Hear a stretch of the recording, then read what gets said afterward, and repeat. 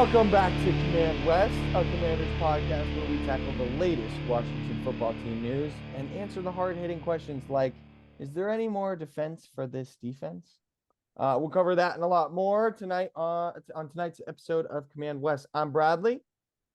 I'm Eddie. I'm Donnie. Oh, Eddie. And where's Tico? And we're missing someone. We're missing Tico missing tonight. someone. You coming in tonight? So Tico is not here tonight. He had a prior engagement, but he recorded a little something for us. We're gonna hear from him. We'll be hearing from him later. But before that, we have an extra special guest. One of my really good friends, Michael, is here with us. All right, he is a Seattle Seahawks fan. We watched the game this week together. He has some awesome thoughts, and yeah, welcome, Michael. Let's bring him in. Thanks for being here. Michael, why don't you tell us a little bit about yourself? Tell us a little bit about your football Michael. history, and welcome to the show. Yeah, appreciate you all having me on. Again, we'll get to this later, but bit of a slow start to the game, and then had a really good finish. So it's a good game. I think kind of for both sides a little bit, but my background. So I work over at Nike, and then I've been a Seahawks fan for most of my life. I'm trying to think maybe when it would have started really, but I'm born and raised in Portland, Oregon. So that's kind of the Northwest, Pacific Northwest connection there. Have seen a Super Bowl in my life. That is exciting to say. That's cool. That's cool. And so that was good times, and trying to get back to those times. Yeah. So I think the Seahawks, I'll bring this up a little bit later, but I feel like the Commanders and Seahawks have a little bit of some similarities. No, they sure do. They do. So definitely some young teams. I got to ask, was it a Super Bowl the Seahawks were in? Yeah. Okay. I don't know. So you get an opportunity to go to a Super Bowl. I don't care if my team's in it. I'm going to go. So I no. Did you go to the Super Bowl? Oh no. Sorry. I thought you meant that we won. Oh, I thought you meant you saw, like you witnessed firsthand a Super Bowl. I was going to say, I'm a lot older than you. I haven't gone to a Super Bowl. You just mean you've seen a Super Bowl win, right? You've been, yeah. Which is something that I can't. You're one up on Bradley, right? Exactly. Yeah. I was also going to say a horrible loss. Yeah, that's I've seen a throw at the goal line. Oh, the goal line. Yes, I was gonna bring you home a little bit, humble you a little bit. Just hand off to the beast. Well, you're talking about similarities between like Washington and Seattle, and I'm thinking maybe from the Depression standpoint. Like I've always heard that Seattle is like a very sad place sometimes, and all I know is Washington can get pretty sad too. Lately, it's just been kind of dark. So well, I don't know. I mean, the Seahawks, I feel like, have had a little bit more light in the past 30 years than the Commanders have. Well, they're birds. They're still flying. We're not even off the ground. We're just like. Look, here's a similarity for you. You could say of both teams, they are a Washington football team. Yeah, that's true. That's true. Well, Washington squared. So you brought up what are some of these similarities that you're seeing in between these two teams? Yeah, I mean, I think right away we jump into the game. Just the way I feel like this game kind of captured a little bit of everything. Yeah. I think defenses kind of both figuring it out. I think the Seattle's defense, great kind of safety cornerback play. Oh yeah. It's a little bit of a struggle on the defensive line, whereas the Commanders, I feel like, have had some pieces that were recently traded away. So I think they're trying to figure that out. Defensive side of the ball of things. Got some young cornerbacks, young safeties back there as well. I think offensively, trying to find that identity has been a struggle for the Seahawks. And I'll get into this and kind of my question for you all. Ooh. And I think the same with the Commanders where, did you actually say y'all? Did you say y'all? That is the correct conjugation. Grammatically correct. Grammatically correct. Yeah. Right. Anyway, continue, Mike. Yeah, and I think that's something I wanted to bring up. And as we talk about this game, again, kind of, I think two teams trying to find an offensive identity. I think the Commanders know what they want to be, but maybe there's some things that could go better. Yeah. Oh yeah. Yeah, I'm not sure we know what we want to be yet, but we know maybe what we want to be. Whatever we are right now, we don't want to be We that. have not figured it out. I think that I think that there's a lot of like turmoil with the word identity for the Washington offense because I feel like Eric Bieniemy wants something, Ron Rivera wants something else, and then the fans want something else. And the team wants and the something players are kind of a little bit in a swirl, like just tell Yeah. us what you want us to do, but So I think you're right. I mean, it's like it's interesting. It seems like Eric Bieniemy wants us to be a pass heavy offense. Ron Rivera has said in the past that he wants to run first, but then is also saying, "Oh, it's all about developing the quarterback."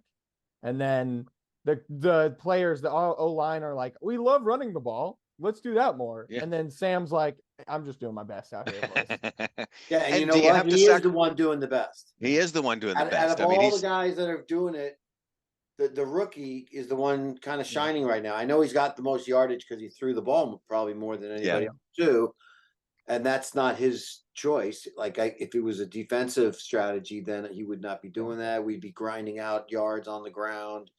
I mean, I feel like we used to think we were a ground and pound kind of offense. That's true. Well, but like that was when we were like football was fullbacks and tailbacks and these guys power runners and Riggins and even after that. But now I feel like everything is going aerial. You can't compete in this league without being aerial.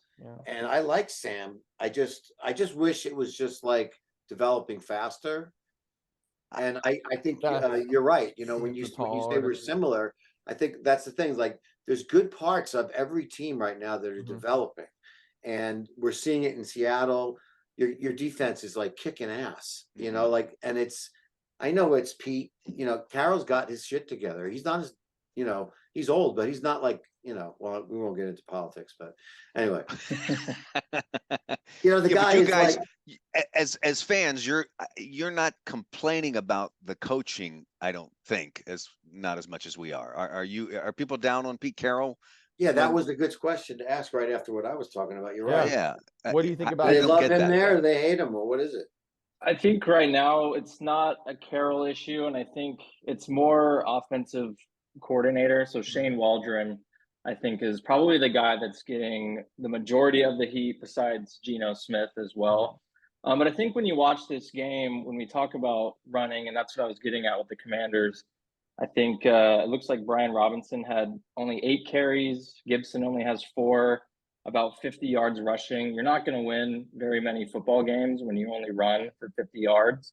Yeah. Sam Hell had 17 yards rushing, but then fumbles the ball as well. Right. So taking care of the ball, running, playing complementary football is what wins. And you look at the Seahawks, they finally broke through with 100 yards rushing, and that sets everything up.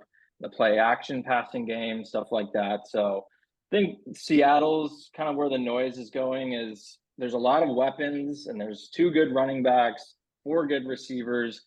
Kind of how do you spread the ball around? But you have to run in order to set up play action pass, the deep game, or else people are going to get pissed off at Geno and start calling for Drew Lock's name. So which I heard a couple Drew Lock. Me and Michael watched this game together, and it was one of the questions I wanted to ask Mike was quarterback comparison.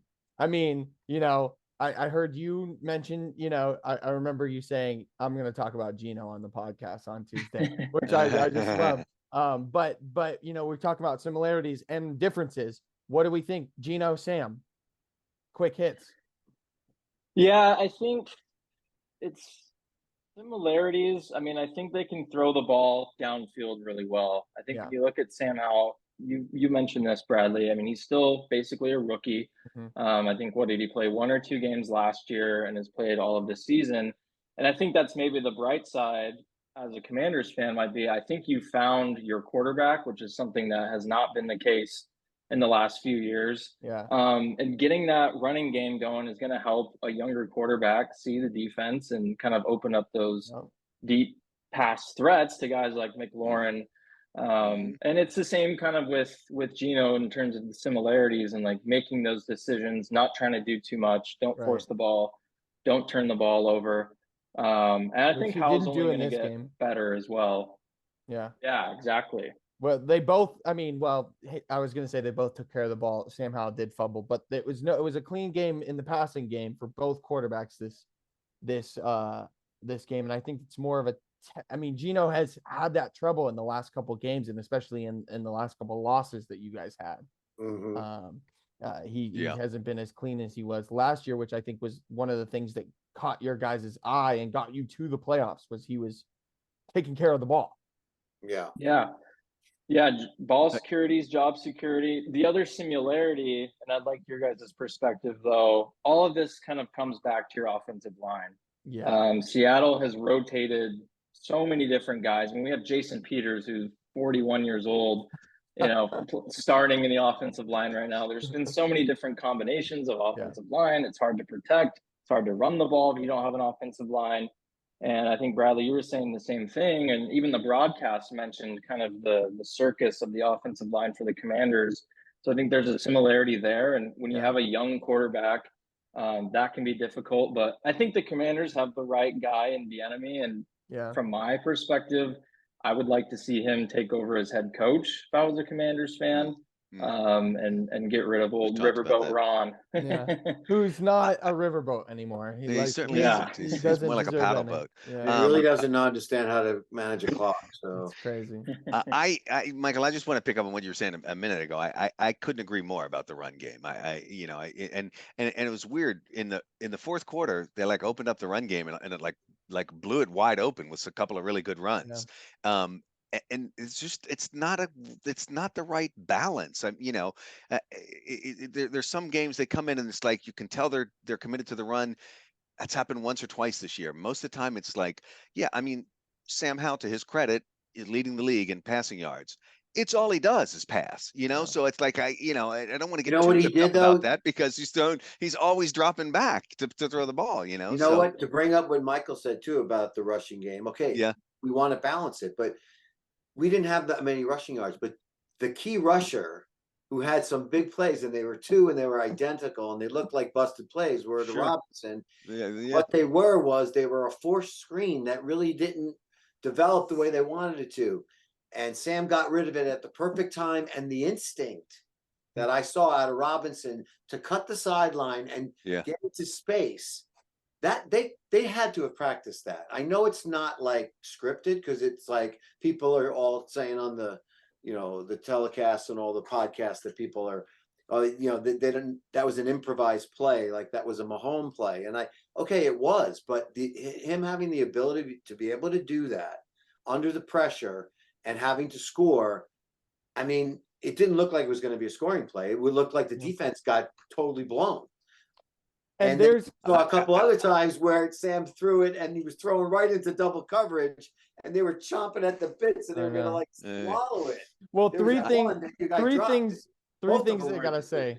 Three things I got to say about that, Eddie, because it's funny because number one is, first of all, that is scripted. I mean, scripted. That route is one of my favorite routes that Eric Bieniemy does, is because he sends him out of the backfield and you can hit him behind the line of scrimmage. You can hit him 10 yards down the field, and he's running a real wheel route. So he's running all the way down the field. You can hit him for a bomb. You can hit him any step of the way, and I think that's a really good route. Wonderful play, and like I said even during when we were watching it, Don. Remember, we're going. They should do it again. Do that play again.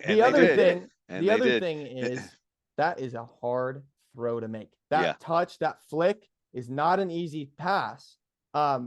And then the third thing is, when we're talking about similarities between the Seahawks and the Commanders, they did the same fucking play and scored on a Kenneth Walker touchdown for 60 yards on a very, very similar play of a touch throw down the sideline. Running back scores a long touchdown. Well, it's that little commitment. The corner is kind of torn between, do I go after the guy as a runner or do I go after him as a passer? Mm-hmm. And then if he beats him on the angle, it's just timing.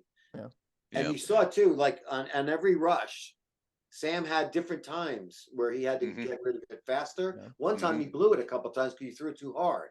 He needed to lob it, like we saw a lot of that in the NFL this week. Struggled with that, finding the right touch sometimes. No one had touch. But I will going back to the Brian Robinson. Bradley and I were talking about this earlier. not only do I like to see, I feel like Sam is growing in terms of being able to extend a play and make something happen when things are falling apart, when the receivers are covered downfield. And in addition to that, I'm seeing this kind of simpatico between he and Brian Robinson, like they're on the same wavelength, and when you get a good quarterback and a good, whether it's a running back, receiver, tight end, who have that kind of relationship, like I always know if I'm in trouble, I can find Brian Robinson and he's going to get open. He's going to find a hole in the defense for me. I love that, and Right. and we've seen it come to fruition now a few times over the past few And weeks. So and we saw it against us in this game yeah, we with did. DK Metcalf and Geno Smith. Yeah, that's a good point. What do you That's think that about kind of that relationship, Michael? Yeah, I think again, similar to the question about Pete Carroll, that's been another kind of topic of discussion was DK Metcalf of the season. There's been a lot of the kind of, I would say, unscripted penalties, stuff like that Right. after the Yeah. play, personal fouls, Diva and watch. Yeah. yeah, trying to get him the ball. And I think there's been a case in a few games where it seems like you're trying to force him the ball too much. Obviously, he's kind of your star receiver. You want to get him the ball, but it needs to come at the right time. Whereas you watch this game, that final drive with under a minute to go, that's your bread and butter. That's the guy who you want to win one-on-one matchups. Big bodied receiver, you can throw it a little high, a little low. Just give him a chance to make a play or draw a penalty. And he does all three. Yeah. Yeah. Yeah, Right. it turned out to be a big play there. We got Metcalfed. We did. Well, so that's Yeah. that kind of brings me to one of a question I had for you, because you brought up your young guys in the secondary and our young guys in the secondary. And I think that that was the difference in the game, it felt like, because it felt like our receivers were blanketed all game long. And I've been out there and said that we have some of the best trio in the league. And what's funny is I didn't have the Seahawks in that conversation because I didn't think that Jackson Smith and Jigba counted because he was a rookie. And I am safe to say that DK, Tyler Lockett, and Jigba are fully in that conversation, and I think they're over the Commanders now. But that's another conversation for another day. I think the difference in this game was the DB play. I mean, you guys looked fantastic, and we looked horrible. So what do you think about your backfield right now, or your DB field? Defensive back. Yeah, defensive backfield, and in contrast ours as well, watching this film. Yeah, I think it's a good call out. Remind me the name of the guy Emmanuel who got thrown Forbes. out early, and he's a rookie, correct? Yeah. Yeah. So, and I First think round draft pick. that's the difference too, is where you get a rookie that can come in and play well. Obviously, we didn't get to see him in this game, or myself. Again, I haven't watched too many Commanders games. But speaking of the rookie on our end is Devin Witherspoon, who right now is probably defensive rookie of the year. Yeah. And we had a guy last year in Tariq Woolen, who outside of Sauce Gardner was probably defensive rookie of the year. So you've got young corners, and that's kind of Carroll's MO. You go back to like Legion of Boom days, it's having physical defensive backs, whether that's safety or corners, nickels, whatever it might be, right? Guys that can kind of plug and play wherever. So Witherspoon's done a great job kind of wherever he's lined up, and is certainly worth the top 5 pick there. Oh yeah. And there was always that question, like Jalen Carter, who should it be? Yeah. And I think he's definitely panned out. A guy who hits, he's physical, really good ball skills. And then Tariq Woolen, who I think had his best game of the year as well. I think he struggled against the Ravens, the Browns, had some troubles like wrapping up and tackling, but had a lot of good plays. And I think the defensive backfield overall played well. I think there was a few times Jamal Adams got loose, didn't make a tackle. He can be a little too fast, it seems like. Yeah. I think the safety play was okay. But yeah, overall, those two kind of lockdown corners, they play that way. It's going to be really hard to throw on this team, which is where, again, the run game might be able to open up some things. But the one thing I'll speak on for defense really quick, too, I'm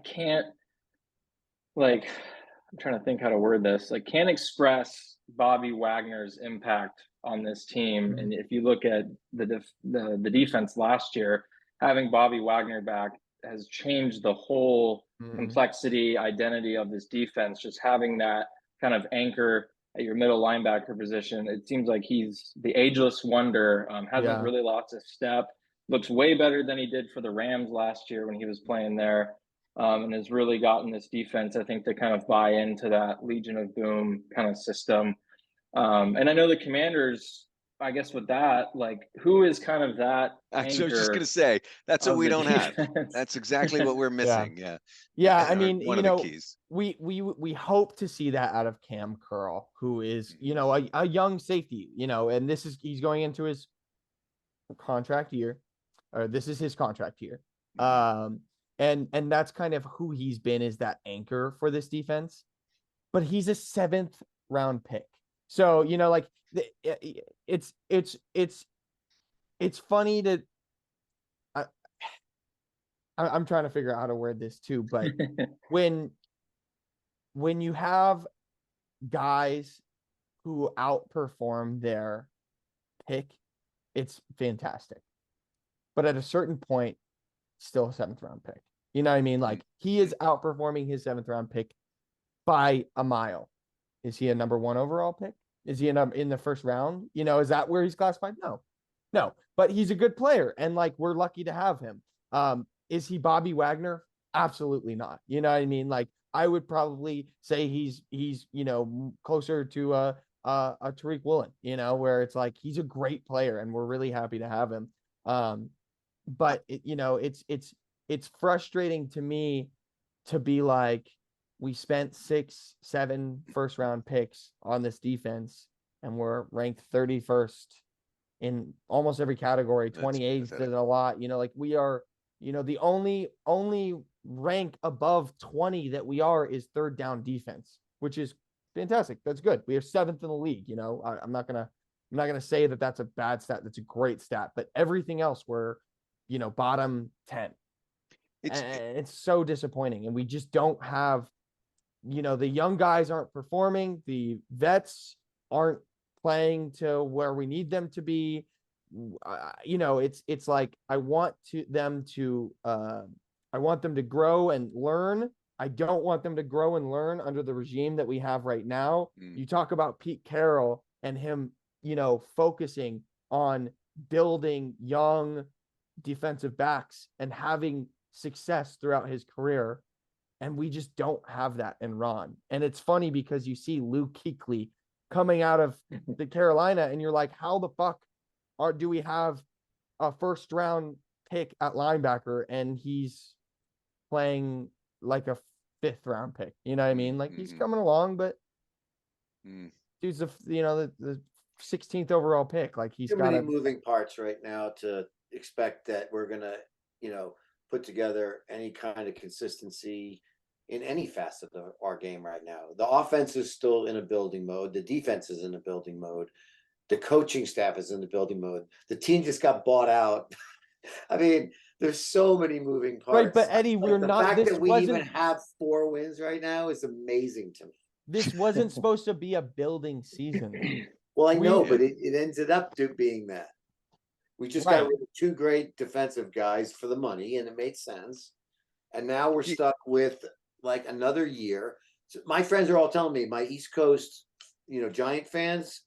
Yeah, we might have to have Marty on next week, as a friend of mine. He wrote the book, Fantasy Football for Dummies. So he's kind of a nice, arrogant little zesty Giant fan, you know, but he knows his football. And he says, you guys should do what the Giants are doing right now. Just tank. We need to just tank and rebuild. What is the point? Yeah, it's If we, to me, maybe I'll save this for later. We'll save this. Yeah, we'll save this Yeah. for later. okay. I was just gonna say, like, it felt to me like Chase Young was kind of playing that, meant to play that that role on the defense for a long time. He was the motivating factor, but then, you know, got injured, was out for a big chunk of last year, and, you know, and then starts, you know, there's issues with management. You know, that's all water under the bridge now. He's gone, you know, so clearly he's not the one providing any of that spark. Right.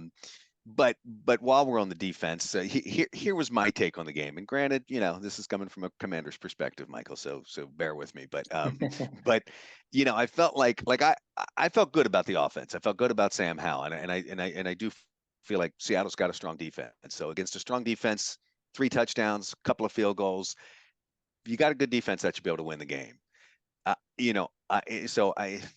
I'm all just completely frustrated with the defense, and I actually feel like the Seahawks offense is medium. I don't feel like they're anything great. They looked better than they were because our defense sucks so bad.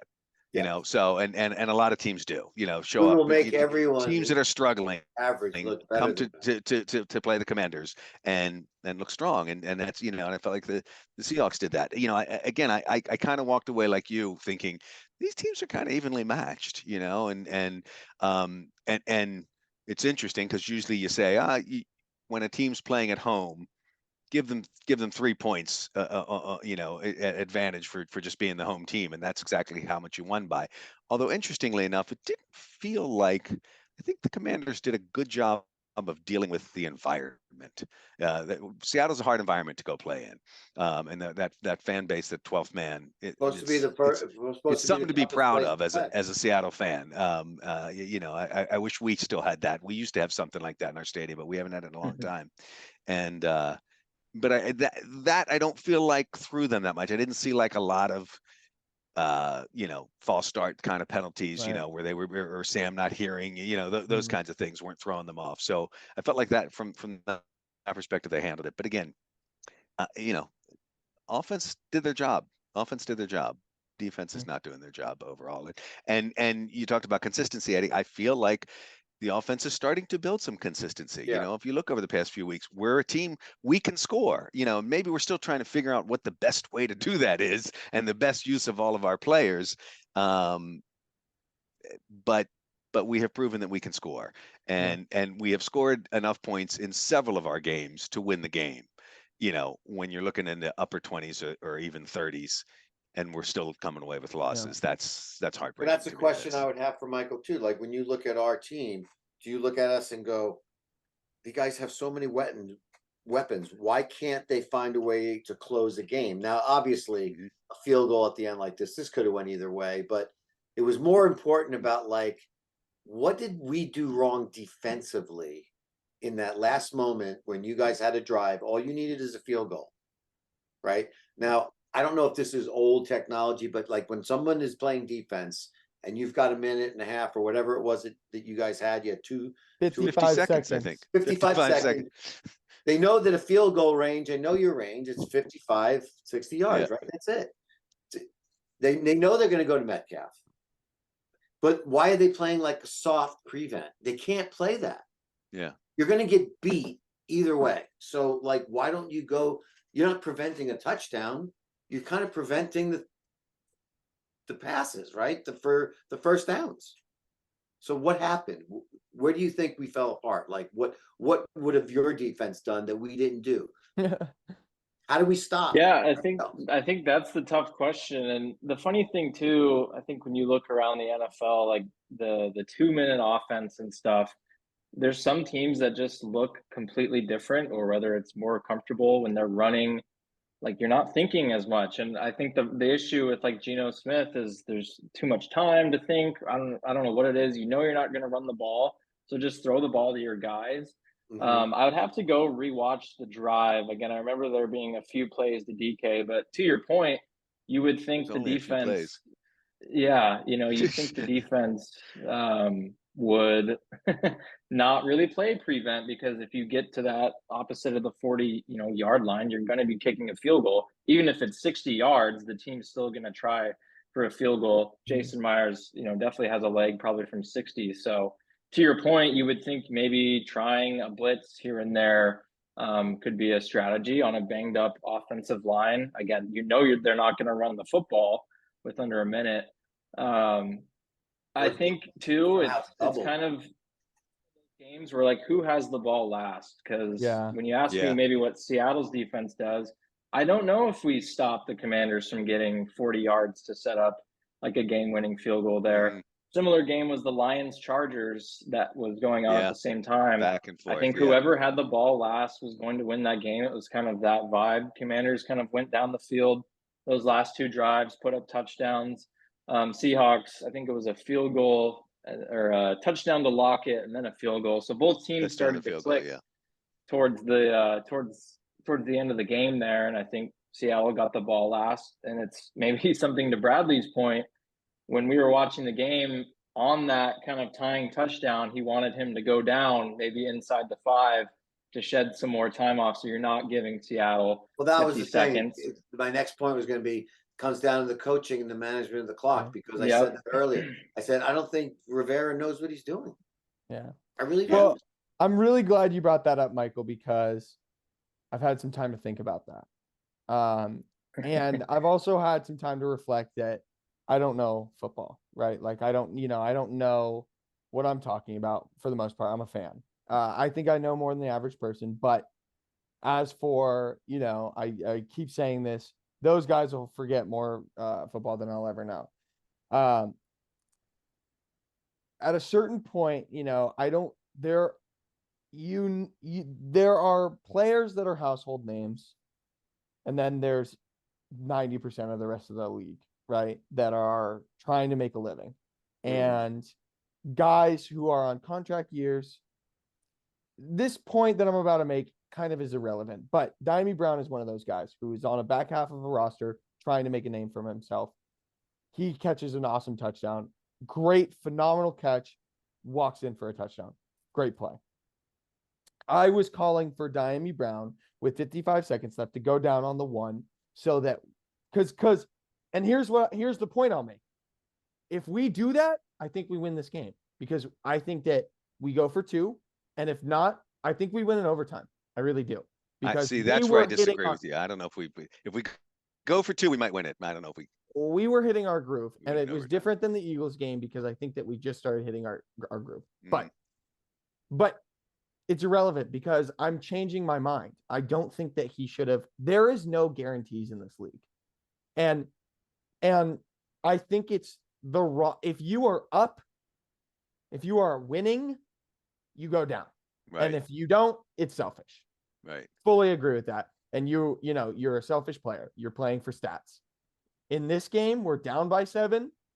You take the points. Get the touchdown. I mean, like, and I will fully admit that that was an emotional, like, go down, like, what the hell, you idiot? Like, it makes so much sense to me because there was no doubt in my mind, Michael, you can vouch for this. 55 seconds, I was like, Seahawks are winning this game. I mean, the only way we lose this is if Jason Myers misses a field goal, because he is getting in field goal range. There's no doubt in my mind that our defense was not good enough to stop the Seahawks defense. And it's funny, Michael, because you bring it up that you wanted to watch that drive again. It started off with 2 passes to Charbonnet. Yep, Charbonnet for like 2 yards each, and one of them he didn't get out of bounds. Passes. Yeah, right. So it was like 3rd and 6 or something for the first DK slant for 15 yards, and then the second one for like 20 yards. And I was just like, and I was like, we actually is our defense gonna do this? Is Gino bad? Like, Gino is gonna fuck us up. And then it was like, no, we got DK'd. Yeah. All right. You know what? Yeah, it takes that first down to kind of get that offense rolling as well. Because to your point, you get the stop, then it's 4th down, 3rd down, whatever. It changes things. And yeah, I think to your point of going down, like, it's also just, it's football, as a receiver and as an offense, you catch the ball and there's no one in front of you but the end zone, you're running that in because that is what you normally do. So yeah, I'm with your point on, like, you don't go down, you could fumble the snap the next play. That's right. Or just have a goal line stand. Seahawks have a goal line stance and everybody's called, then he's the goat for the wrong kind of goat. Yeah. Well, to me, the key was, how do we stop Metcalf Gino combination? And I just thought of the answer. He has to get Metcalf. What is that? He's got a blade. What, you cut him? Look, it's a Redskins blade too. Wow, you finally got it in view. You got to hold it in front of yourself. I think that's the key. Yeah, there you go. If I cut the hamstring, I don't even get this bit. He'll quit the game. I don't know. Yeah, it was a wonky ending. It was an interesting ending because that game was rough. I feel like both offenses just could not get their together. Their groove, yeah. I mean, there was a lot of 3 and outs. There was a lot of punting. Me Yeah. and Michael were like, "This is a boring game. What's going on?" Like, Gino was missing passes. It felt like, I felt like the whole time, like your DBs, I mean, were so good until like the final couple drives where and this is a question I posed to, I guess, the whole panel here. But there's something about the fourth quarter. I mean, having 4 downs, it makes a difference. And like you said, not going out and just playing and not thinking, or maybe it's just having kind of nothing to lose.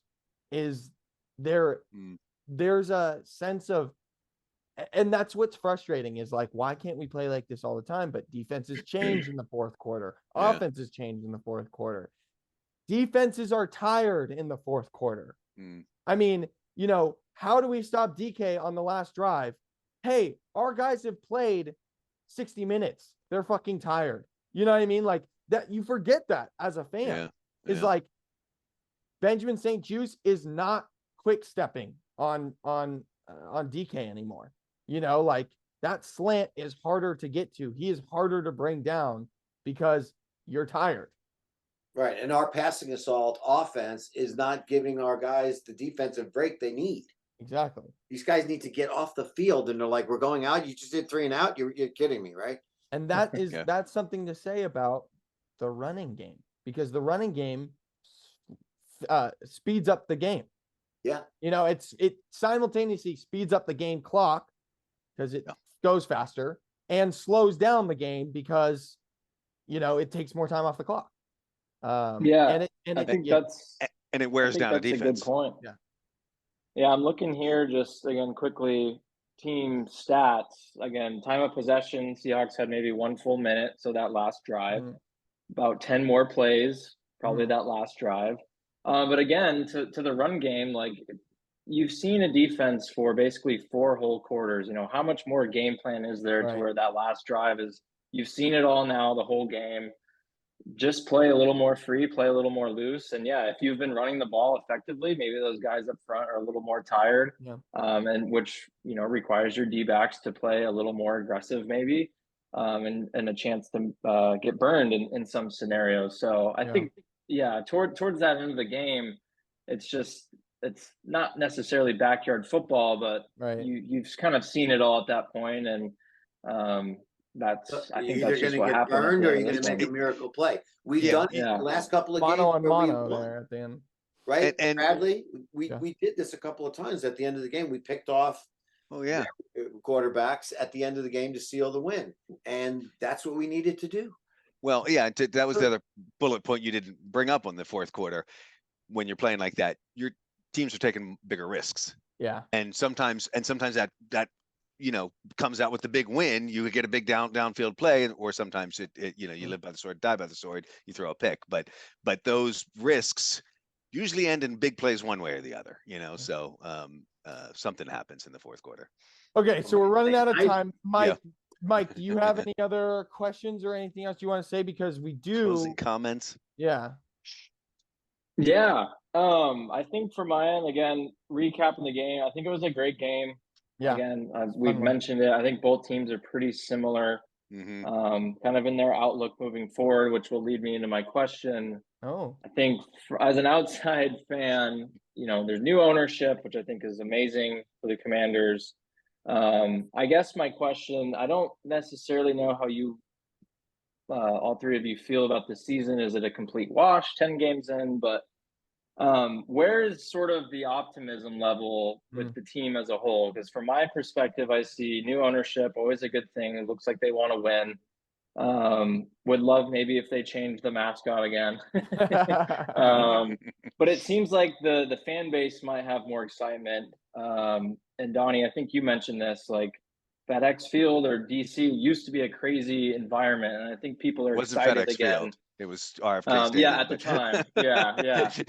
To what it is now. Used to have that that energy and that excitement. And I think with new ownership, it brings it in. But where's kind of the optimism level, I think, moving forward? Because, again, from my perspective, I see all of these things from management to fan bases and then the team. And I think the Commanders, you would have to put as a serious playoff threat next season as they're building. But I'm curious kind of what you three think Yeah. Yeah. of my It's a great take on question. that. Yeah, it's a good Um, question. Yeah, So do you want to I take would this? say, go ahead. sure, yeah, I'll start. You said it. Like, see a serious playoff contender next season. I think the optimism it's gone for this year. I feel like, there's a lot, and there's a lot of optimism there. We were thrilled with the sale. I mean, that was our off-season Super Bowl. Like, we struck it rich. We were dancing in the streets when that sale went through. And that combined with the fact that it does feel like we have our quarterback, and we have been on the quarterback carousel for over a decade, probably a couple of decades. So those two things I think are huge reasons for optimism. I think there will be a kind of clearing of the slate in the offseason of coaching staff and a good chunk of the team. But this ownership team has good record, and so there's cause for optimism in the future. Yeah. Yeah, Eddie? I'm kind of leaning on the same thing. I feel like I'm most optimistic about Sam from a quarterback perspective, much more so than I thought even like 3 weeks ago. And that's only because of the way he can throw it around. And I feel like his demeanor is as good as any quarterback you'd want. Yeah. He reminds me of Kirk Cousins, just super happy kind of guy you'd want to have at your barbecue. You know what I mean? But then I feel like there's so much that's going on internally. Like, just think when you clean out a locker room that's had a lot of bad stench in it for a lot of years, Snyder's still like smoldering. It just doesn't go away. I mean, even Chase Young didn't leave on the best note. Like, you could just tell that the stuff's still not going on right in there. So the culture's not good yet, but I think it's coming around. So I feel optimistic about that. I don't even think we're a playoff team for another 2 to 4 years. If we have a realistic sense, because I don't see the Giants, I don't see the Giants getting that much better either that quickly, but I don't see, Dallas or Philadelphia. They're already at the pinnacle. They're already the two tough teams to beat. So we're always going to be up against this third wheel we're like third place always. Yeah. In my look. So I just think that optimistically moving forward, I think it's a great piece of the puzzle, having the ownership in good hands. Hopefully they don't meddle with the jobs of the people that they put in place. I wish I could say I want Riverboat Ron to hang around. I don't. I just don't think he's the guy anymore. He was good for a while, but right now they got to get motivated to want to play the rest of the season for the reasons of seeing positive things going on. Like, if you can get through the Giants this week and then make a statement on fucking Thanksgiving. Think about it. You lose to the Giants this weekend, and then you want to go into Dallas and be embarrassed in front of all your family with all the great turkey, and you got injured, you got agita, you're over there. Hey, I'm gonna go lay down. The game's not even over. Oh, it's over. So I think for me, first of all, to answer your first question is this season a wash? I think that no. However, I mean, like, wash, is it a wash? Are we making the playoffs? No. Realistically, no. We can, but we're not going to. I think if we had beaten the Seahawks, it would have been much more realistic. And I didn't mention that last week on Command West, but this was a big game because you guys are nicely placed right in the 7th seed right now. I think did you move up? No, you're in the moved to 5. Did you go over the Niners again? Because you both won, and you have the they still have the division, so they would be top 3, I think. Gotcha. They got but the Seahawks, if we had beaten them, we would have swapped places with them because we would have had tiebreaker on them, and we would have had the same record. So that Seahawks are one of those teams that were vying for a playoff spot. Right. And we lost to them. So not only did our record drop, but we lost to one of the teams vying for that spot. So playoff hopes are gone in my eyes. So that's the first question. I haven't mentioned that we haven't won a division game yet. We haven't won a division game yet. Yeah, That's also- and there's a ton of things, and I'm glad you phrased it like, "What's optimist? What are you optimistic about?" Because if you had just asked, "How do you feel about this season?" it would have been a really Debbie Downer. It feels pessimistic. The other thing I wanted to mention was Eddie, about what you were saying about I forget what you were saying, but I was talking about to you, Dad, about the Bengals 2 years ago when they had Joe Burrow, and it was like, wow, he looks really good, but holy shit, is their O-line horrible, and they don't really have many weapons, and their defense sucks. And then within 2 seasons, it was like, wait, they're in the Super Bowl. You know, Joe Burrow looks amazing. Their O-line still kind of sucks, but their defense got a lot better. Oh, wait, they got Jamar Chase? Are you kidding me? You know what I mean? So I kind of see a little bit of that in the Commanders, where it's like we have this really promising young quarterback, and we have some pieces, but we need a lot to change. And I think something that I'm optimistic about that is not mentioned, because Ron Rivera is the face of this team right now, that is behind Ron Rivera, which is the management team, Martin Mayhew, which I actually think that is almost more to blame for the lack of personnel that we have on the field right now than Ron Rivera. Because although Ron Rivera does help with the decision-making, the manager is the ultimate person that's putting the players on the field. And the players on the field right now are not good. Let's just be honest. This defense it's not a surprise anymore that they're bad. They are bad. And we have so much draft capital put into this defense, and the personnel on the field, you can talk about coaching all you want. The personnel are not good enough. So I'm excited to see what this management team does. We have a lot of draft picks in this next draft. We have a lot of cap space. We could have a Bengals type offseason where we go and fit a good O-line in front of Sam Howell. We have some weapons. We have the running backs. We have some wide receivers. Let's go get Mike Evans. Let's fit him in. Boom. Get rid of Curtis Samuel. Fine. Terry, Mike Evans, Jahan Dotson. Okay. We go and we add some defensive parts, a middle linebacker, maybe another safety, a cornerback, some edge rushers. Boom. We have a lot of draft capital. We have a lot of cap space. I'm excited. I'm optimistic to see what we can do in a management situation, adding personnel to this team to bolster up what is a promising, what we have promising pieces, but we need the structure around it. So you think we should tank for the rest of the season, is what you're saying? I think maybe give it to after Thanksgiving, maybe. Because part of me, I haven't looked at the schedule, but you beat brutal. the Cowboys. You beat the Cowboys. You beat the Giants. Because one thing I would say about the Seahawks, they're 6-3 right now. But if you look ahead to their next, 5 games, it's brutal. So you got the Rams next, who beat them week 1, 49ers, Cowboys, 49ers, Eagles. Oh, those could all be 5 losses, and this team is 7-7, and it's not even this. It's the end of December. So you still have 3 games after that. So and then you see what we have, though, Michael. Yeah. Michael, we have Giants, Dallas, Miami. Then we get to take a break. We maybe can beat the Rams, which we're all going to the game, by the way, except for Bradley. Sorry, Bradley. And then the Jets, San Francisco, and Dallas again. Yeah, that's tough. So we could lose every other game, to Eddie's point. Maybe lose every game. And the Jets, we could lose every game. I guess now we can kind of move into commanding attention. The Jets might get Aaron Rodgers back. They might get Aaron Rodgers game. back, Kidding? At the beginning of the season, we were like, well, we Aaron knew Rodgers, that was going to happen. Yeah, but at least we get to play the Jets with Zach Wilson. Well, ayahuasca is a hell of a drug. And Aaron loves to throw Hail Marys. Yeah.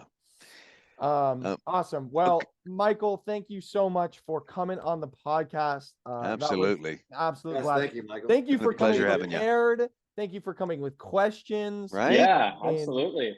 And we should have you on more often. Maybe you did your homework. Yeah. I mean, I almost shouted out Michael's other team, which I know you've been rooting for as well. His family, your family's from Detroit, if I'm not mistaken, right? Yeah, they're from Michigan, so not necessarily Detroit area, but Detroit. Yeah, Detroit has all the teams in Michigan. So So Lions. you pull for the Lions. I do. It's tough when they play each other. I tend to lean against the Seahawks depending on record, but there is one thing. The Lions are rolling right now, but Yeah, they are. I've just got this really bad feeling come playoff time that it's gonna be a Lions. It's gonna be a Lions finish. So we'll see. I heard the curse Lions of the love Lions. to eat Seahawks. But didn't the Well. Seahawks win this year? And they won last Yeah, year? they beat them. They beat them week 2, and Yeah. then they've actually the Seahawks have had their number the last Yeah, few they years. Yeah. So yeah, optimism for both the Yeah. Seahawks and Lions. Hey, it's But looking yeah, like you might appreciate you have having me on. you might have 2 playoff teams this year, so that's better than Well, there you go. Yeah. our 0. So Well, we're playing against the Giants this weekend, and if we can't beat Danny DeVito at quarterback, I don't know. I don't know. Well, Mike, I really appreciate Thank you you. coming. And again, as always, you're always welcome back. That was a lot of fun. Yeah, appreciate it, guys. Again, good friends to with meet you, Bradley, Michael. so Thanks for coming keep out. an eye on the Yeah. always keep an eye on the Commanders. So good luck the rest of the way. Appreciate that. Appreciate you. it, Mike. All right. Cool. Take care. Appreciate that. All right. Well, that was awesome. Michael is a great friend, and Yeah. we're really happy. He was that a fun he- guest. Yeah. He's Yeah, a I fun like guest. him. But we also have another guest who is not a guest because He's is our- a co-host, but He's a not here commander. tonight. He's one of our commander buddies. He's a command west west. He's a Co-host. co-host. There we go. I couldn't think of the word. But we're gonna hear from Tico right Okay. now. Okay, so yeah, Tico, right after the game, we watched it together, and right after the game, he kind of recorded his thoughts on the game and a couple other things. We'll start with just his thoughts on the game here. So listen in. Hey guys, man, I don't even know where I'm supposed to be looking on this thing, but listen, hope you can see me. We played hard. It was, that last touchdown with Diami was great. We kept it close. These are 2 teams are evenly matched. They're just a little bit better than us, a little bit more seasoned. The head coach is a Super Bowl winning 2-time Super Bowl appearances. He was killing at USC. I think they have a little bit better coach. The running game didn't quite get going, but we started off so beautifully, man, with Brian Robinson getting that touchdown up the side, and they even did that play again, almost a duplicate of that same play. Terry made a couple of key catches, key first downs. We had some drops. Dotson seems like he's dropping a couple key, but the thing is the penalties, man, at the wrong time. I don't know what happened on that last drive where St. Juice got like 2 penalties and we got 3 penalties back to back. You just can't do that in the NFL. You just can't do that. So I don't know, guys. I will say this: it was close. We had a chance to win, and we fell short. He makes some good points. I mean, we talked about some of it. We talked about the running game. We talked about that last play with Diami Brown. I thought we didn't talk about penalties. We Which didn't talk about penalties. That was a good point that he brought up. Great Yeah, point. because there weren't a ton of penalties, No. but the timing on them was Oh, yeah. killer. Yeah. So- Horrible. So here's my take on Benjamin St. Juice, which I think that he's developed into a pretty good, solid corner. He's a handsy guy.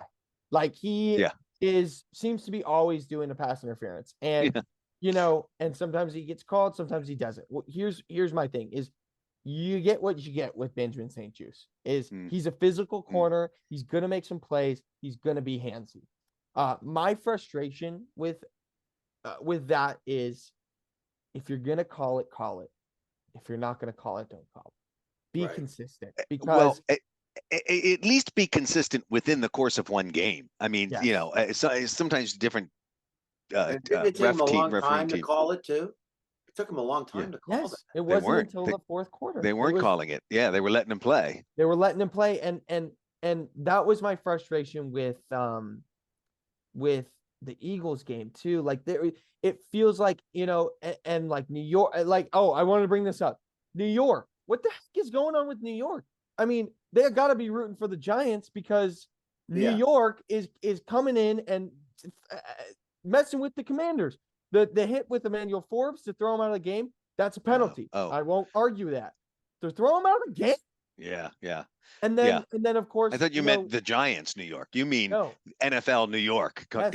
Yeah, exactly. I was joking because Yeah. Giants are from New York. Gotcha. New Okay. York makes the calls. The I'm putting New it York together now. You know what I'm saying? No. But I mean, they come in and they mess with the Philadelphia game. Reversing a catch on the field. What New York? Get the hell out of our games, please. Let the refs call it. You know, I'm not a big. In the moment, you go, come on, ref. Afterward, you go, refs are the refs. They're gonna miss calls. They're gonna make bad calls. They do that as long as they're consistent. I don't care, right? The frustrating part is when they don't call a pass interference all game, and then honestly, the least pass interference they call. Yeah, and very And- timely and- one as well. And a crucial point in the game. Yeah, like it's they call it at a point where it really is game deciding at that point. You know. Yeah. Okay. Yeah. Let's let So- Tico say a couple more things. He's still Yes. kind of wrapping up the game, but he's kind of getting into commanding attention. So as Okay. we segue into what's commanding our attention, Tico, of course, can't help but mention his favorite teams. So course. give me a second here. Colorado news. And this team reminds me of a parallel between the Colorado Buffaloes. They can score a lot of points. Like the other day against Arizona, they scored 31. It was 31-31, and they lost 34-31. We scored. We were neck and net with them, and 26-26, lost by a field goal. So I don't know, man. But hey, it happens to teams like Baltimore. Baltimore, that AFC North is pretty good. Everybody's got a winning record. So Yeah, I mean that's a good point. That NFC North is really strong. I guess we can start talking a little commanding attention here. Yeah, Start Because he talking kind a of little- started looking out Yeah. around the league and college ball and stuff. So I we thought can it start talking segues maybe us a in. little playoff picture because it is getting a little interesting. I mean, the AFC is very interesting right now with the Buffalo Bills and the Bengals both not being in the playoff picture right now, which I think is fascinating. Mhm. But more close to home, we got the NFC playoff picture, which Dad, do you have that in front of you? Yeah, it's not laid out well, but Okay.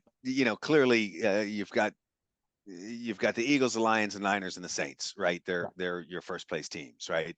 Seahawks are fifth now. Michael was right. mentioned He that, said yeah. that they moved up a couple of slots, and the Cowboys are sixth. Now, I wonder what puts the Seahawks ahead of the Cowboys. Maybe They're both- division wins. I don't know. I have to dig in deeper. And then the Vikings are in the seventh slot at 6-4. Yeah. So And they they have a new haven't had their bye quarterback. yet. They have a new quarterback. They have A new quarterback who's won his first two games. Like doesn't even know the names of the people he's throwing to. mhm. and against one of the NFC leading leaders, It, division leaders. Who did and they the just beat? Saints. The Saints. They beat the Saints, right? Yeah. And Exactly. that NFC South is a pretty bad division. Well, I wouldn't say bad because we're bad, but not as strong as the other division leaders. The Bucks and the Saints and the Falcons for that matter, seem to be, right neck and neck in that kind of race for first place. But none of those teams are scary at all, in my opinion. Yeah. But we don't play the NFC South, so who cares? We play the NFC West. West, which Yeah. is also a very close race, but in the other direction, with the Rams being pretty, Yeah. They're mediocre Formidable. like us. the If Seahawks being pretty, in the playoff picture, and the Niners looking Niners. like a, Like they'll sail in. juggernaut. Yeah. Niners and Seahawks have the same record now. Yeah. So that is an interesting race. Yeah. Who's on the bubble? The eighth seed at this point is the Buccaneers. Yeah. And we're the ninth. And we're ninth. We slipped. So Right, and we're that 4 and could 6. We're 2 change. games out. That's going to but- change in the next 3 to 4 weeks a lot. Yes. Yeah, And we could absolutely. move up. We could move up for a little while. I we mean, could, know. because I certainly think the Vikings will probably drop out. I don't think they're going to be. I don't think they're going to make it. Yeah. As well as they've done these first two games, or this first two games with Dobbs. Dobbs, is that his name? Yep, Joshua Dobbs. Yep. Pretty talented kid. He is, and I said when I saw how well they were doing with this brand new quarterback, there's a team you got to hand it to the coaching. Like they and also they started off struggling and Yeah. were turning their season around with Kirk Yeah. Cousins, and they were all getting very excited. Like now we found our rhythm. Kirk Cousins gets injured, and everybody's like, well, there goes the season. Yep. Dobbs comes in and wins 2 games. Mhm. So they're doing And something right on the coaching staff there. not only do they not have Kirk Cousins, they also didn't have Justin Jefferson. Yeah. Yeah. So Right. they're about to get one of their biggest weapons back. Right. So but Eddie, I thought I think that I think we talked about maybe doing how do the Commanders get into the playoffs? How do we get into the playoffs? Yeah. The path to the playoffs. Jeez. And well, we got the schedule right in front of us, so Yeah. if you want to hear about it. So what do we got, Dad? Why don't you read it out for us? So next week is the Giants, right? Yep. We got the Cowboys on Thanksgiving Day. Now Okay. we can upset the Cowboys. We've done it before. Yep. And again, I don't see us having a problem scoring on any of these teams. Yep. It's can the defense hold up? So wait, hold Cowboys on. have a freaking good offense. Yeah. Or defense, you mean. No, well, they have a good defense, but they have a strong offense against a very weak defense, is what I'm saying. Yeah, so. it's funny if you asked me about their offense 3 weeks ago, I would have been like, they don't scare me. I know, I would have too. And they don't scare me against this defense. I'm shitting my pants. They are finding their groove, unlike maybe our offense is, but so we are 4 and 6 right now. 4 and 6. Okay, we need to get to 9 wins to make the playoffs. That's right. Yeah, but hold on a second. We Five more just wins. kind of danced over the fact that we're going into see the Giants, and we went right to Thanksgiving. Sorry, we're not going any happy places if we lose to the Giants. We have to beat the Giants. We're gonna talk about the Giants here. Okay, because I'm sitting here like, no, we're not walk through there. We have a preview. we got a preview, but let's just go ahead and let's say, we all predicted us to beat the Giants. We all did. We beat the Giants. Let's say we beat the Giants. What we are 4 and 6. We need to get to 9 wins. So where is the next 5 wins coming from? Okay. Right. So we got the Giants this week. Let's call that one. Well, here jeez. I was going to say here's what kills us is the last 2 games, because I could almost say we win every game except we split with the Cowboys. But we don't beat the Niners, and we don't beat Miami. But that's the problem. We don't beat the Niners. I think we could beat Miami. They could drop 70 points on us. I said this last week, though. I said we're going to need 5 wins, and we needed this win this week. Yes, we did. Against Seattle. You're 100% right, Eddie. If we were going to make the playoffs, we had to beat Seattle, because now we have to beat 2 teams that we have no business beating. Yeah. And we can beat the Giants. I'm not saying we will, because we lost to them. We can beat the Rams. I'm not saying we will, because Matthew Stafford, Puka Nacua, Cooper Kupp, and Aaron Donald are no small task. We can beat the Jets, but that Jets defense is scary, and we have a terrible defense. So Breece Hall could run for 200 yards on us. So those are 3 wins that we could potentially have, right? But then we play the Cowboys twice, we play Miami, and we play the Niners. We have to win 2 out of those 4 games. And that's saying that we beat 3 teams that we probably won't beat. We probably won't win all 3 of those, right? So let's just say that we win all 3 of those. Okay. What are the 2 that you think that we could sneak? We split with the Cowboys. Okay. That's not unheard of. No. Happens a lot, even when we stink, right? Right. It's the final win that I'm really struggling with. Yes. So on mine, I had us losing to Dallas this week or at next Thanksgiving. Week. Yep. I had us winning the Giants this weekend. Mm-hmm. So sorry, I went backwards there. So that's all right. That's all right. I go win-loss, Dallas. Yep. Giants win, Dallas loss. And I see us winning in Miami. That's right. Okay. right? And It's then it's I not in see- Miami, by the way, which, Oh, I'm which sorry. might be key. It might It be is at key. home. Right. Will So I help. see us winning that one even better. I see us winning out here in LA at the game we go to, at the tears of my nephew. Mhm. And then I see us losing to the Jets, losing to San Fran, and then beating Dallas for the last game of the season to keep them out of the playoffs somehow. So Eddie, I'm to keep us out of the playoffs, right?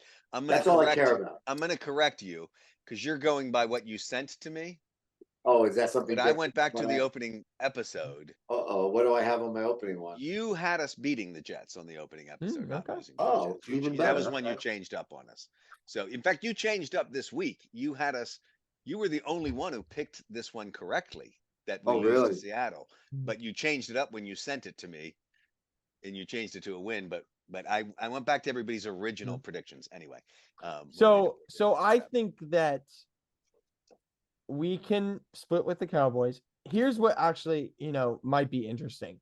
If we beat the Cowboys on Thanksgiving, I could see us losing to the Rams and then beating the Cowboys in the last game of the season because they have nothing to play. Because they got nothing to play for. Yeah. I could see that happening. But if we are playing for a playoff spot, I would be really surprised if the Cowboys didn't play their starters to keep us out of the playoffs. Oh yeah, of course. Yeah. Hold on, guys. There's a couple of more points that Tico has to make, and I want to play his last bit here before we get into our our commandments, which he has one of those too. But first, let me play this bit for you. Let's hear it. We're close. We're close. Offensive line is protecting better. They've got to now, the next level is to learn how to open holes and get our running backs some consistency in the run game. We don't have that yet. We do see improvement the last 2 weeks in the protection packages. I'll say my commanding attention is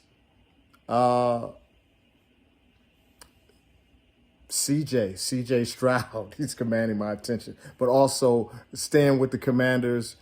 Howell is really throwing the ball well. He's really throwing the ball well, and we're just a few plays away from being a really good team. We're just below good. We're just below. We can't pull away from anybody yet. Yeah, I mean, Tigo makes a good point. This O line has played much better in the past couple of weeks. I mean, we were averaging like 5 sacks a game at one point, and now we're down to like 2.5, which is big difference. Exactly. And if we're gonna talk about young quarterbacks in 2023, if you're not mentioning CJ Stroud, You can't ignore CJ Stroud. well, CJ Stroud and Sam Howell, I think, and Sure. I think those two and Brock Purdy are the three that are being talked about the most. Kenny Pickett could be put in there, but those three guys are the star young guys right now. They're the next gen, if you will. Sure. Again. So let's talk about how are we going to win the game against the Giants? Should we start off with Tico? We could start. Tico's got a commandment. That's Should we for start sure. off with Tico's Sure. commandment, and then we Yeah, can let me maybe get- talk about it? Let me get that ready. Okay, I think yeah, I got that's that what ready. I think that we Hold should on. do that. All right, hold on. And my commandment for who we play next, the Giants. We play the Giants next. Man, we got to treat them like we treated Philadelphia, man. We got to go after them early and often. And Brian Robinson looks great in the running game, so we got to score early and often. And thou shalt score early and often and get the ball to our 2 running backs in space. And we got a good chance. So that's it, man. See you guys soon. Nice, Tico. Yep. Sorry we missed you, Tico, man. It makes yeah. the difference without the full. It does feel Fine, a little Your presence here, yeah. there's definitely an emptiness without Tico. But I think he makes a good point. I think that one of the things that we struggle with a lot is, so we've gone down and we've scored an early touchdown in the Philadelphia game, in the New England game, in the Seattle game. It's not like we're starting sluggish and slow like we did in the beginning. We score an early touchdown. What the problem is, and I think, without putting words in Tico's mouth, scoring early and often, it's the early we've gotten. The often the second and third quarter has been a disaster. I was going to say it's usually early and late. Yes. There's this always this lull in the middle of the game. Yeah. So I think that's can't keep momentum going. It's why we can't put a team away. Yes. When you score early like that, you have an opportunity to keep the momentum going, put them away. Never do we put anyone. And this is a team that and I must say this because I said it for Arizona, I said it for the Bears, I said it for the Giants the first time we played them. We should freaking kill this team. Yeah, I know. And I think that I'm going to be fully disappointed if we don't. Like I will. If we beat this team not by a lot, I'm not even going to put out a number because I don't want to. But let me ask you this, because I feel the same way because I'm just like we feel like we should be. But are we really that much better on paper?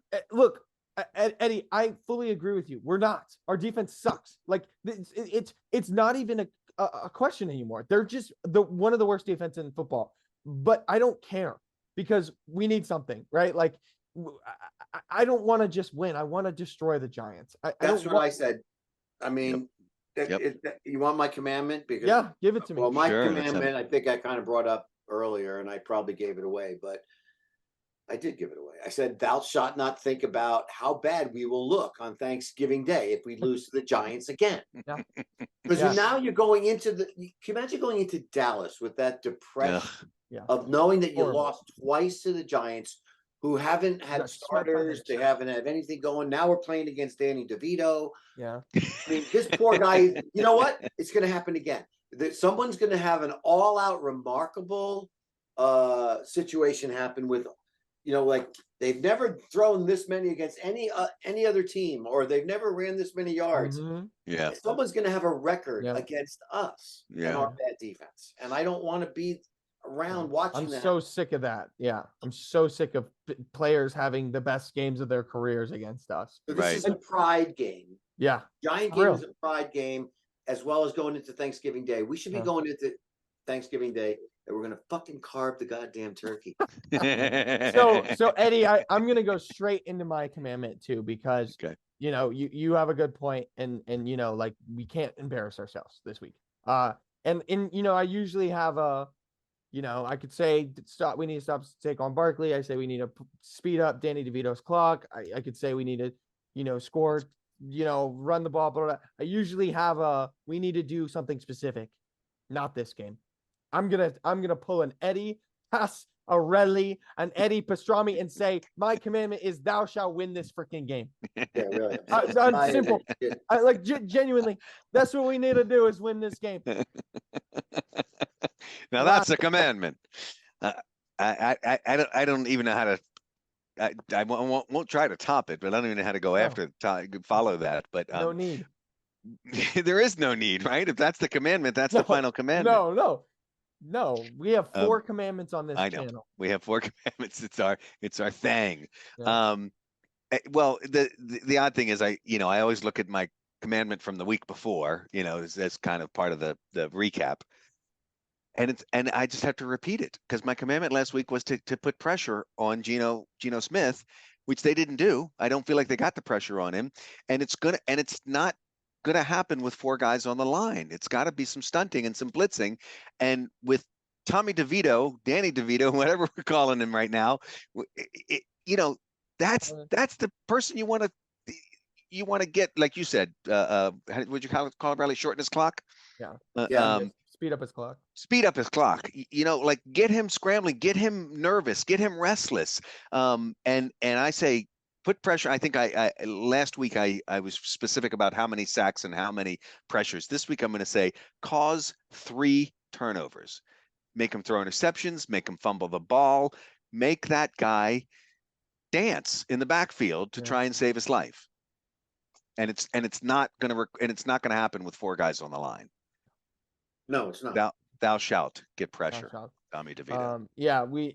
And I think that to Jack's credit, Jack Del Rio, I have ripped Jack Del Rio on this channel. I know. And I think he deserves every bit of it. I'll continue to. And I will continue to. Last week, brought some blitzes. I know. We sped Gino's clock up. I don't think we Phew. pressured him as much as like to your point. I don't think we did that as much. We did speed his clock up, and it was enough. I mean, for a while, like Right. Gino looked bad. It's like effective when we do it. Agreed. Yeah. Against bad quarterbacks too. Like you want to speed Jalen Hurts, Josh Allen, Patrick Mahomes. You want to speed up their clocks, but they can. It's risky. Overcome it. Yes, it's risky when you do it with those guys. You're really taking a gamble. Yes, but with bad quarterbacks, it's imperative. With somebody like Tommy DeVito, it's like you have to beat us. You have to pull out your Patrick Mahomes inside of you in order to beat this. And I don't think they'll do it. So, Yeah, let's hope that Sam Howell keeps on this train and continues to be the passing leader. I mean, we didn't talk about that. That's fantastic for him. Yeah, that was great. And I hope this year ends and everybody, not just Commanders fans, looks back at this team and goes, "Wow, Sam Howell is a good quarterback." Yeah. So let's keep this ball rolling with the Sam Howell 2023 for Sam Howell. There you go. Yeah. The Howell-band, the Howell bandwagon. Howitzer. Let's bring out our Howitzer. Howitzer. Yeah. Well, that is a wrap. Thank you so much for tuning into this episode of Command West. We hope you had just as much fun watching as we did, bringing you the latest and greatest in the burgundy and gold. Please don't forget to subscribe, like, tune in next week, and comment your 5th commandment down below. We say we have 4 commandments on this channel, but we really have 5 because you are the 5th commandment. And tune in next week for a hopeful win in DC. Thanks for coming. See ya. Ciao, everybody.